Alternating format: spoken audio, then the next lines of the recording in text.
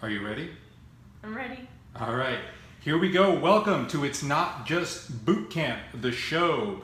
This is season 3, and for episode number 1 of season 3, I figure I bring on a special guest.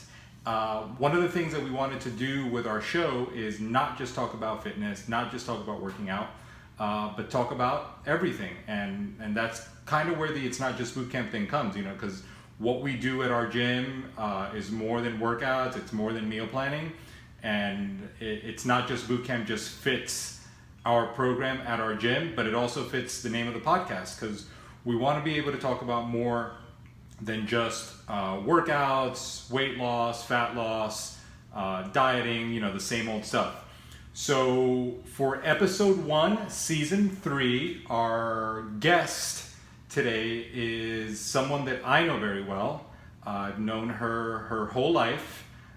She definitely has a very inspiring story to tell, and that is definitely the tone that I wanted to set for this season. So I wanted her to share a little bit of what her journey's been like, and hopefully, you know, it connects with anybody that's listening, and it touches the people that it needs to touch, and at the very least maybe clears up some misconceptions. So let's welcome to the show Miss Brianna. Hi, everyone. So I guess the reason that we wanted to put together the show is, first of all, for those of you who don't know, September is it national or international? I believe it's international. It's September's International Alopecia Month, and for you guys that didn't know, Bri has alopecia.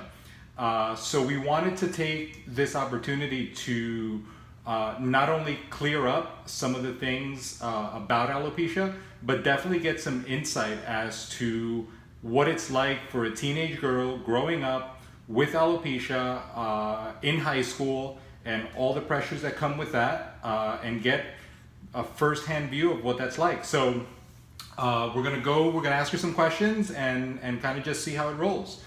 Question number 1, what is alopecia? So basically, alopecia is an autoimmune disease, specifically for hair loss. And basically what it is inside of your body, your white blood cells start for an unknown reason to attack your hair follicles.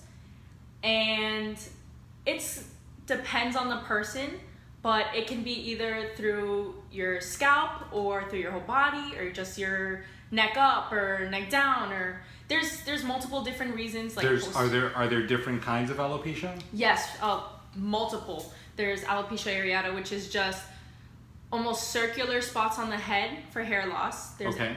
Is that like when people have spots on their head? Yes. Okay. Yes. There's alopecia. Don't worry, I'm gonna guide you through this. Okay. Alopecia totalis, and that is just from the neck up, varying from eyebrows, eyelashes, head, facial hair, whatever it is. Okay. Then there's alopecia universalis, which is what I would like to say that I have, which is hair loss through the entire body. Okay. Even on your toes? Yes, on my toes. Okay. And then it even goes further into like postpartum alopecia, which is hair loss after birth, or even like aging alopecia. But you haven't given birth? No, I haven't. You better not. For those of you that don't know, Brianna is my child. She is my 16-year-old daughter. And this would have been a weird incident if she confessed to having given birth and not said anything. So I'm glad we got that out of the way. Continue. But basically, there's no sickness or anything. It's just hair loss. So you're not deathly ill? Absolutely not. Okay. What was the process like for you? So, first, it started before the beginning of 7th grade. So, in my junior year at the moment, so about... Junior year of middle school?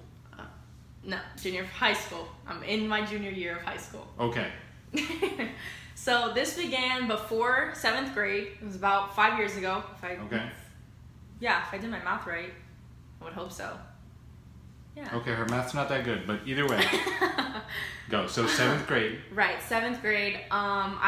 Since before that time, I've had a bald spot in the back of my head, and I never really knew what it was from. You've questioned me about it, and I was like, I don't know. I can't even see the back of my head. You're gonna get a different perspective because you're gonna get to hear her story, but you're also gonna get to hear maybe some of the things that as a parent I went through on my side.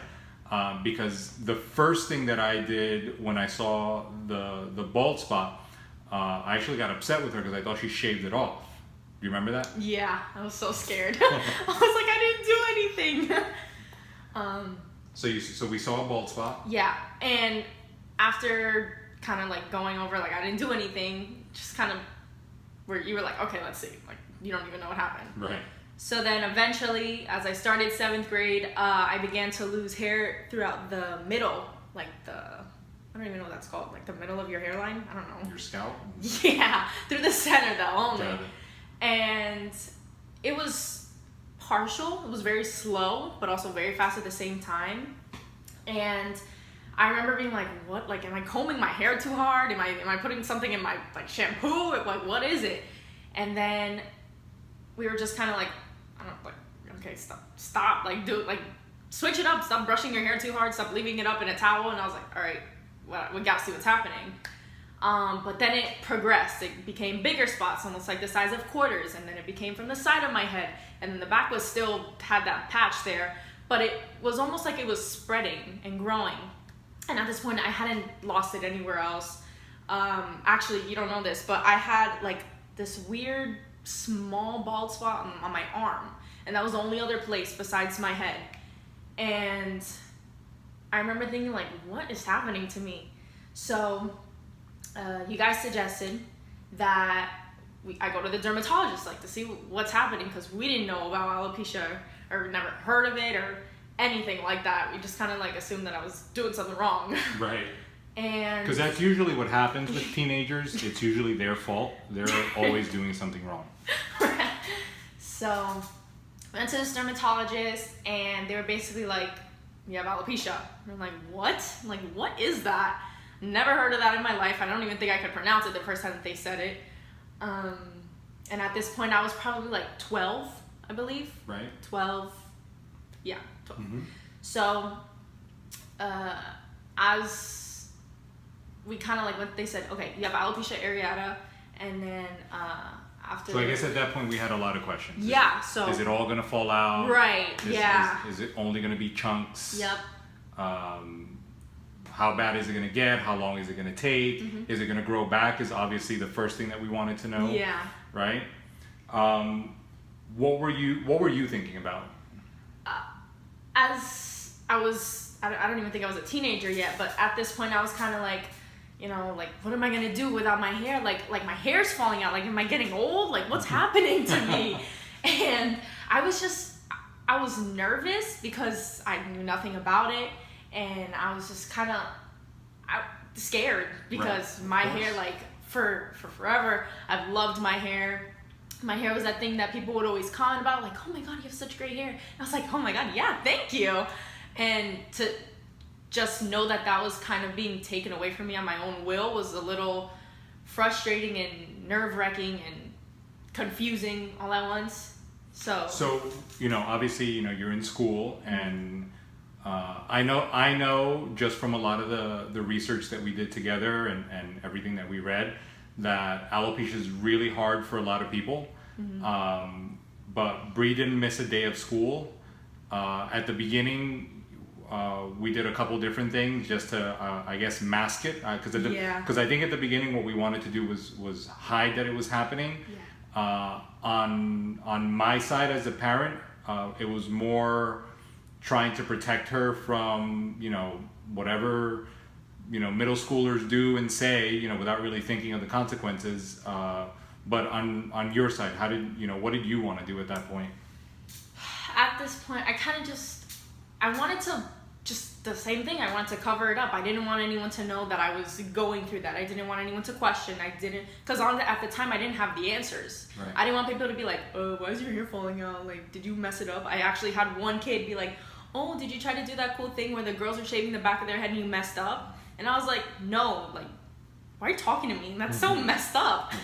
And that's one thing that for sure stuck with me, because that was one of the first things that people ever mentioned about it. and I just wanted to cover it all up. I went to wear hats. I wanted we got that powder hair. I don't remember what it was called. It's like for men when they're balding. We got extensions. Yep. I even we paid like $300 for extensions.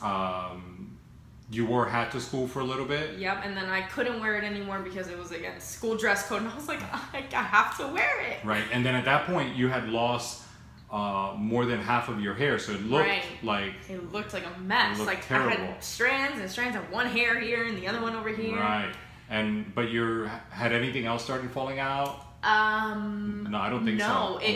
No, when the rest of my body started falling out, my head was already like gone. Okay. So I remember a lot of your hair had fallen out, and I don't think it was until that point that I said, we might as well just chop the rest of it off. Yeah. Do you remember that? I remember that day like it was yesterday. And on my side, I guess I always said, or I was thinking, what at this point, what's the worst that can happen? I mean, it looks like it's all going to fall out. Why are we holding on to these hairs? When I said, let's chop the rest of it off, how did you feel? At that point, I was over it. It had been a course of like 5 months. And I remember at this point, it was the end of the school year-ish. Yeah. Last few months after spring break. So end of March, early April. And at this point, I left school before break with extensions, half bald, whatever. Came back with a full head of hair because we got a wig. And I remember every day I would take a headband because it was uncomfortable, like the hair. And I would take a headband, and I had one strand or one little patch about the size of a circle on the back of my head, and I would shove that into the headband so it wouldn't come out of the wig. And I would put on the wig, and I would leave, and I would put my headband so it looked a little bit more natural, and it really didn't. Right. But at that point, I was like, this is getting, like, when you mentioned it or suggested it, I was like, this is getting really annoying. Like, yeah, let's just cut it off. That way I just wear the wig and I don't have to worry about this strand of hair. Now, the actual hair loss process, I mean, obviously losing your hair is uncomfortable, but you didn't feel physical discomfort. Any pain, any sickness other than emotional? No. The only pain that I had wasn't from alopecia. It was when we went to the dermatologist and I started to get my treatments. Right, and that's kind of where I was going with this. Yeah. For maybe people that don't realize the pain that goes with some of the suffering. Describe what the treatments at the dermatologist were like. So I remember the first day we went to the dermatologist, they suggested cortisone shots. Cortisone shots, yes. And I was like, okay, whatever it is, I want my hair back. So I remember that day, I think they gave me about 20 shots in the center of my scalp. And shots like injections? Yeah, like the shots that right. Legit. And I would feel like every prick, the cold needle like going into my head. And I remember they also wanted to do on the back of my head, and I was like, no, not yet. Like, I need to get used to this.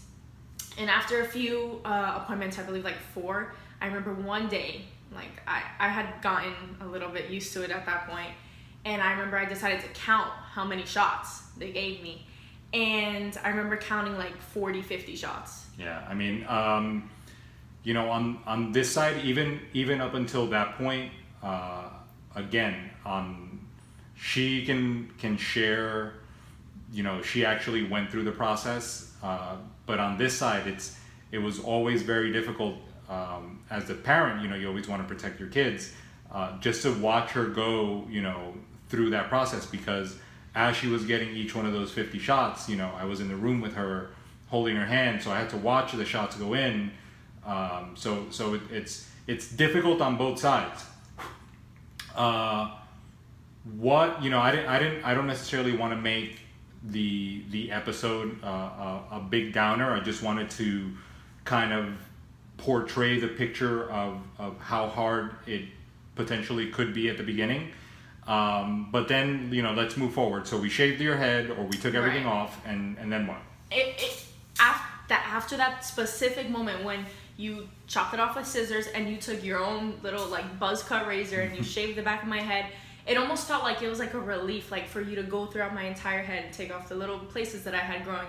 And it was just like, oh, finally, like I feel like that's over, like having to go through that experience of it like falling out and stuff. So it felt like a great relief, and I feel like that was probably one of the better moments of that whole process, even though it was a little bit not depressing, but kind of.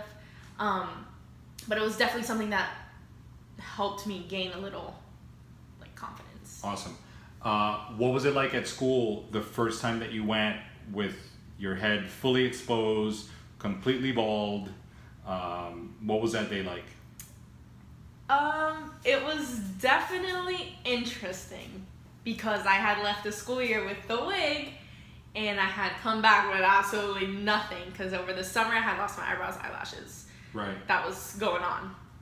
And I remember I came back with the wig and no makeup because I was just starting to get into makeup. I had no makeup and everyone was kind of just like, what the, like, who is that? They didn't even recognize me and I was like, oh, hey, like, it's just me. And I remember keeping in touch with a few friends over the summer and they were like, oh my God, I'm so proud that you did that. And I was like, I know. I met all my new teachers and they were like, oh, like, hi, very welcoming. And yeah, there were the few kids that stared, but mainly just a good environment almost. But I remember it was very nerve-wracking for me and I was very nervous because you never know what people are gonna say or do. And I don't remember any negative experience from that day. It was pretty good. And you made it through junior high? Yes. Nothing happened? No. Didn't miss a day of school? Nope. Didn't have a drop in grades? Tried out for volleyball? Yeah, made the team. Made the team, did all those things in spite of everything that you were going through. Right. Okay, so then we move on to high school. Yes.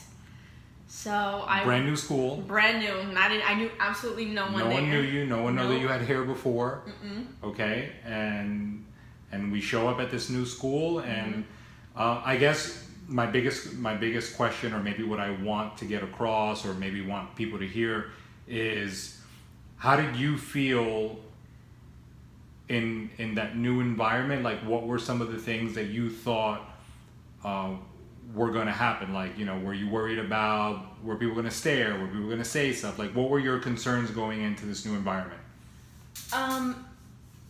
One of the first things that I tried to keep in my head was that people were going to stare, because after I was out in public bald for the past year and a half, almost 2 summers and then the school year, and it was almost automatic for me to think people are gonna stare, and I can't do anything about that.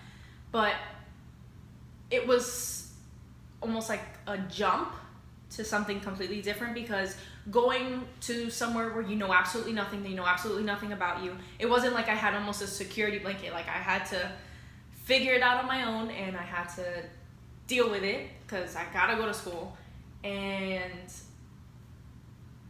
I had to just take that leap of faith, hope that there was something that was gonna come good my way, and that I was gonna meet people that were gonna not learn to, but be okay with the fact that I look like this. And because I know some people, they almost feel a little bit awkward, because whenever I'm with people, there was like, you don't see that person staring at you, you don't see that person staring at you. I'm like, no, like I got used to it. Right. I don't even notice. And everyone is almost a little uncomfortable, like, oh my gosh, you should tell that person off. I'm like, no, there's no point in that. But people themselves get uncomfortable with the fact that people look. So I knew some people were probably not going to be okay with that. Right. But thankfully, no one major was, like, the friends that I made freshman year are the friends that I'm still with now, and I believe that that's for a reason. So I think that this is a great segue into, you know, what are some of the things that you would want people to know? So there are a few things that I want people to know. So I'm going to start with the not, that way I can progress into the good. All right. First thing is, I personally don't appreciate when people stare at me like hardcore, and I look them directly in the eye, like to scoot away, and they make direct eye contact with me. Like, that's your signal to like look away or something. And I feel like that's a little awkward, because I'm like, oh, those people are still staring at me. And then another thing is that I appreciate people when they come up to me and they're like, oh, you're blessed and stuff. but I don't want you to come up to me and assume I'm suffering. Right. And that I have cancer, and that you kind of just pity me the second that you see me, and I'm like, I'm not suffering, like, I'm okay. There's no reason for you to be like, you're a brave soul, you're gonna make it through this. I'm like, thank you, I'm not going through anything that dramatic. But that's mainly it. Like, I don't like it when people pity me, and I don't like the consistent stares, even though I kind of try and give off that vibe like I'm good, but like thanks, but not thanks. And what's your current status with your alopecia? Well, actually, these past few months, I've actually had hair growth. Awesome. So I went for, I believe, like 2, almost 3 years. I've been saying, like, I am completely hairless. Right. No hair on my arms, no hair on my legs, no hair on my head, on my face, on anything. Not even peach fuzz, which you're born with. Right. I lost absolutely every single hair that anyone could possibly think of. You ask me questions, I say, yeah, I lost that. Like, I don't have it. It's almost confusing to people's brains to be like, oh, are you sure that you didn't have any hair?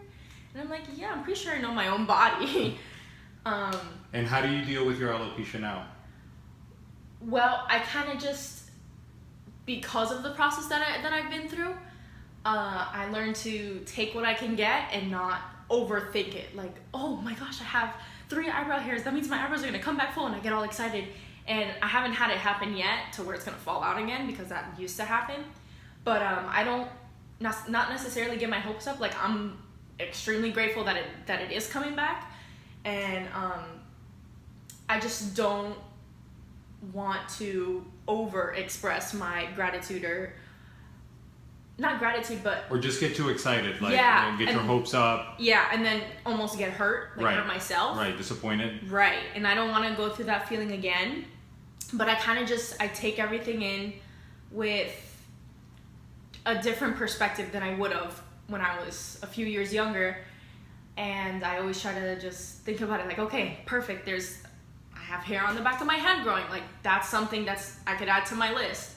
I have eyelashes growing, eyebrows, facial hair on the back of my head, and I believe that's all that I can remember. Right. How would you say that alopecia has changed your life at 16?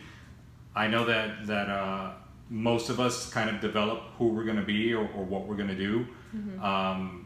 And we start to become the people that we're going to be. So how would you say that this has changed you or changed your life? Definitely from a few years ago, I was a little less confident. I didn't really have anything to be confident about, but after this, my mentality completely changed. I grew this massive amount of patience somehow that I know I never used to have at all with anything. And I just learned to be more patient, and I learned to be more confident in myself, and I feel like that's given me a higher level of maturity than I would have expected, and it gives me the ability to speak about this in a certain way that I probably never thought I would. I completely shift my mindset when I tend to talk about this, and I think that that's something that's really cool, because a lot of people don't get to see this side of me, where I almost feel like empowered? Yeah, to know about something that a lot of people don't. Right, I agree. So I think that, and we have one more question, but I think that going through this process with you on my side, there were a lot of questions as to, what would it do to you? Like, what would it do to your self-esteem? What would it do to your confidence? What would it do to the way that you learn, to the way that you were exposed to people? Right. Just a lot of questions. And I think that one of the things that has definitely come out of this is, I always tell Bree, I always tell you that, everything is happening for a reason. Everything happens on purpose. Everything happens for us. Yeah. I think that there's no way that you could have become the person that you are now if you hadn't gone through this. I 100% agree. And while we could say that it sucks that it did, there's always a reason why things happen. Everything happens for a reason. Mm-hmm. And maybe we don't know the reason that it's happened. if the only thing that comes out of this is how much perspective we were able to gain on how things have to keep going. No matter what, we kept going. No matter how much hair you lost, we didn't skip a beat. I think I could count on one hand the times that I noticed that you were down about it. And considering that we've been going through this together for the last 5 years, that's well over 1,500 days, and to be down about it 3 or 4 times in the last 15 or 1,600 days, I'd say is pretty good, considering that most people sometimes fall apart for the smallest things. Right. So I think that one of the lessons that you should take away is definitely all the ones that you have, but I think that one of the lessons that you have to give is that even as a kid going through this definitely one of the most challenging times of all our lives as we grow up, which is high school and junior high, I think that you've definitely handled this like a champ. You've taken this on, and I don't think that anyone I know could have handled it as well as you have, even myself. We all go through our struggles and we all go through our challenges, but I don't think that there's anyone that I know that could have handled it as well as you did. So the last question that we have today is, what's the best thing that's come from this? Well, honestly, there's one thing that means the world to me, and oh my god, I'm getting emotional, and that's my little brother, and oh my god, when he was born, I had already lost all of my hair, so from the second that he saw me, even when he could barely see, he knew me as someone that didn't have hair, and like, there was never like, oh, my sissy doesn't have hair. Like, there was never that connection. Like, I have hair, my dad has hair, my mom has hair, but my sister doesn't. And that kind of just like, kids never know what the stuff that people go through.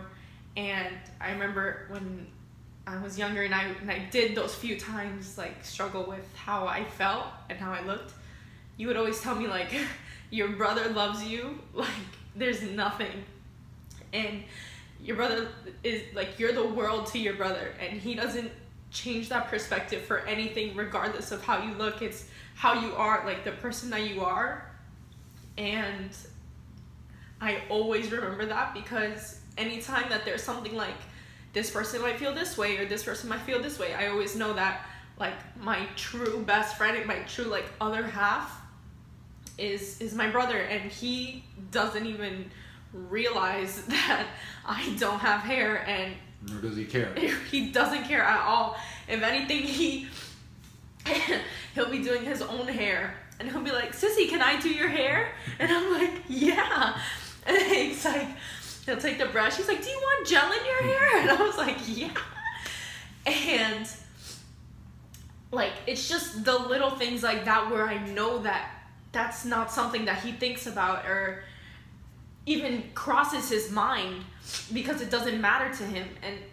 And I feel like that's something that everyone should get from that. That's not something that it should even cross your mind. It's something physical. It's something that it's part of who you are. You gotta own that. And the fact that he just loves me regardless, I feel like people should do that towards their self if they're struggling with something that they know that they might not be able to process and might struggle with it a little, but that's something that you just kind of got to take in, and you got to love yourself for it, because if there's anything that anyone has taught me, and there's one thing, is that my brother will love me no matter what happens, and I take that with my whole heart, and I am truly grateful to have someone that I know just thinks like that. Someone that I know that I can always depend on to think like that. And that has probably been something that has affected the way that I think and the way that I feel about my situation, how I look, how I feel, what I think about, and I can't describe how much I truly appreciate that. Well, I think that with all of that said, the big message here is going to be that no matter what you're going through, you just have to keep moving forward. You know, if you are lucky enough to have another day on this planet, then take advantage of it and keep moving forward. There's always a reason why. And what's next for Bree? You know, 16, junior. Yeah. What's next? What do you got going on? Well, lately I've been getting into makeup. That's something that I absolutely love. I don't know if I would have gotten into it. So you got like and we're recording this on my podcast and on her YouTube channel at the same time. So she's got a YouTube channel. What is it? It's Brianna Alyssa, if you look it up on YouTube. On YouTube. And YouTube is free for those of you who've never heard of it. Yeah. What else? So YouTube, I really hope that like I can inspire a lot of people through YouTube with this kind of video, or in general just makeup, because Makeup makes you feel good? Mm-hmm. Yeah. Yeah, that's cool. Yeah. You know, I tell people working out makes me feel good, and that's why I do it. So if makeup makes you feel good, then you should do more of it. For sure. So Brianna Alyssa on YouTube. For everybody else listening, do what people do on podcasts. Like, share, comment, tell your friends. We're going to share this on all the different social media platforms. Thank you, Bree, for being on the show. Thank you for being me. the first guest of season number 3. I hope to have you on the show again. I know where you live. Kind of responsible for you for a while. And it was definitely a pleasure interviewing you and getting this message out. For everybody else, eat your food. Drink your water, take your vitamins. Peace out. Peace.